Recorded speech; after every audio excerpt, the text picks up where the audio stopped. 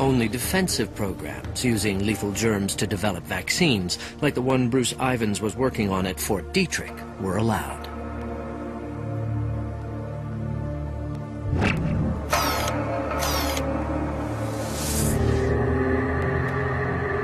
Many experts agreed.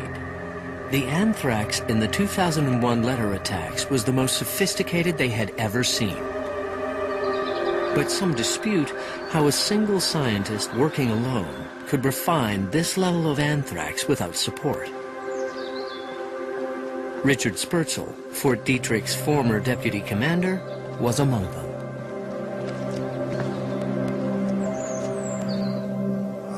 I'm fully convinced, as are other experts, not alone by any chance, that Dr. Ivans could not have done this with the equipment that he had. The material that was in the Dashon Leahy letter, according to FBI releases, was 1.5 to 3 microns in particle size. This was super sophisticated. To get 1.5 to 3 microns mass median diameter is phenomenal. I contend that that kind of powder could not be made at Fort Detrick because they don't have the equipment necessary to get down to that particle size with that kind of refinement. The list of suspect labs expanded beyond the United States when early in their investigation, officials released a key piece of information.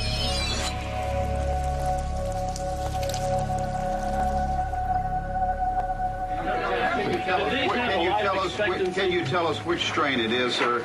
And does the fact that these are a little bit... AIM strain. The AIM strain. And can you tell us... The AIM strain is an extremely deadly variety of anthrax developed by the U.S. military for its vaccine work.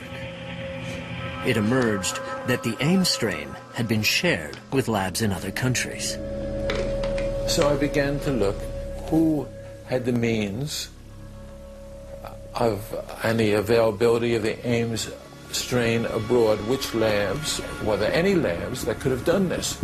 You couldn't limit this to America and exclude every place else because it was available in England, in Canada, in many foreign countries. Stephen Dresch was asking similar questions. He had been a Republican legislator in Michigan, now dedicated to exposing what he called the bioweapons mafia. And he was making an astounding claim that if anyone could provide a window into the anthrax letter attacks, it was a leading scientist at Britain's top military lab, Porton Down. Porton Down had received the AIM strain from Fort Detrick. The first time that I heard of Dr. David Kelly was soon after 9/11. The anthrax letters had just hit the U.S. While public investigations seemed to sputter, I had begun to penetrate what I have come to call the international bioweapons mafia. If anyone knew the secrets of the international bioweapons mafia, it was David Kelly. Then, he too turned up dead in the woods. David Kelly took a walk in the woods near his home, slit his wrist, and killed himself. Kelly had also been a top UN weapons inspector in Iraq. At the root of it all is whether Dr. David Kelly was the source of stories that the British government had exaggerated intelligence reports in order to draw the country more easily into war. Dresch was on his way to England to investigate David Kelly's death for himself, and Cohn decided to join him. Investigating the death of military microbiologist David Kelly was just the beginning of our journey with Private Eye Dresch. What might Kelly's death illuminate about the secret world of anthrax and its international connections? The Ministry of Defence moved with great speed this afternoon, confirming that there will be an inquiry led by one of Britain's most senior judges. Lord Hutton heard 74 witnesses in just 22 days, none of them under oath. Many considered Hutton's report clearing the British government of wrongdoing a whitewash. The official ruling of suicide was challenged by a group of medical experts who called for the reopening of a coroner's inquest. Dresch and Cohen flew to London the day it was scheduled to take place. Despite inconsistencies in the forensic evidence, the court, in less than 10 minutes, announced there would be no further investigation. I didn't believe for one moment that he took his own life. Kelly, I mean, he would not take the type of knife he took if he was seriously going to commit suicide. It's a cover-up of a cover-up, and of course it gets to the point they just can't stop because he's opening the can of worms. We sought out John Skerr, Britain's leading vascular surgeon. Skerr questioned how Kelly could have died from a self-inflicted pocket knife wound. Cutting the wrist is usually something that's done by often young people, girls, some men. It's a sort of cry for help. It's not generally regarded as a reliable way of committing suicide. In this case, as I understand it, and certainly the information I've been given, it would have been necessary to use the knife really the wrong way round and go up. So it's an unusual way of trying to cut your wrist to start with. Louise Holmes was the first to discover Kelly's body. Could you describe where the body was? Yeah, the body was against a tree with the head and the shoulders just slumped back a little bit on the tree. But you would not say he was lying on the ground? No, he was. The way that I described how he was the way that I described it in court, with his head and his shoulders against the base of the tree and the rest of his body on the floor.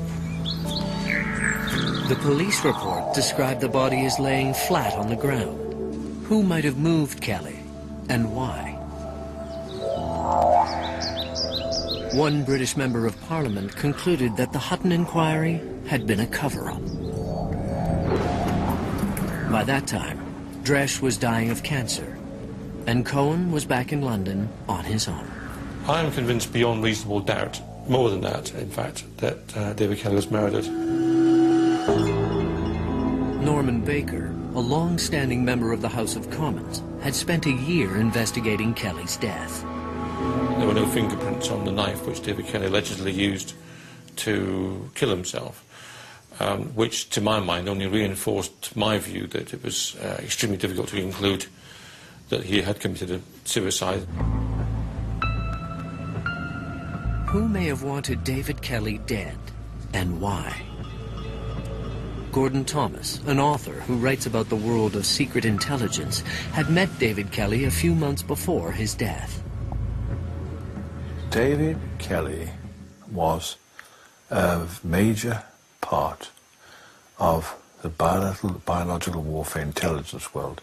He knew more than perhaps anybody I know, and perhaps anybody knew. And he was brilliant. That's why he was always consulted by other intelligence services. If they got into a mess, CIA, Canadian intelligence, they'd say, we better ask Dr. Kelly what he thinks. He had explored with 2 or 3 writers, of which I'm happy to include myself, the possibility he could write a book about his life. And I said to him at the time, you know, David, you signed the Official Secrets Act. He said, I know. And yes, I'll need somebody else to write it with the information I provide. I said, but you know, you won't get away with it, David. Intrigued by Thomas's account, Cohen decided to look into Kelly's place of work, Porton Down, the UK's secret biological and chemical weapons complex. Porton Down had received the AIM strain from Fort Detrick in the 80s. Look at this. Prohibited. Porton Down. David Kelly had been head of microbiology at Porton Down. At the time of his death, Porton Down was the target of a major police investigation. Codenamed Operation Antler, it looked into deaths and injuries to British soldiers caused by secret experiments conducted between 1939